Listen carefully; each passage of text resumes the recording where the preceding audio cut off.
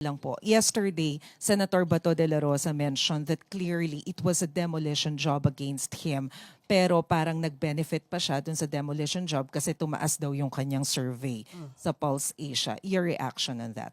Paano po magiging demolition job kung ito pong kasong to ay na-file na? Hindi pa po panahon ng eleksyon, hindi pa po panahon ni Pangulong Marcos. Ito po, naisampa po yata to kung di ako nagkakamali taong 2017. Matagal na nga po eh. Dapat noon pa po.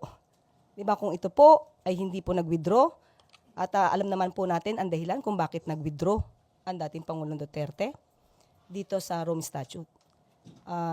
Siguro po pag-usapan din po natin yung mga di umanong biktima.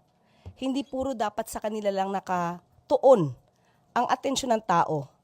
Hindi napapansin sa ngayon ano ang naranasan ng mga biktima. Ano ang naranasan ng mga pamilya na naiwan ng kanilang mga kamag-anak na naging di umanong biktima ng EJK. Bakit ngayon ang mga Pilipino hindi na nakikita yung mga namatay?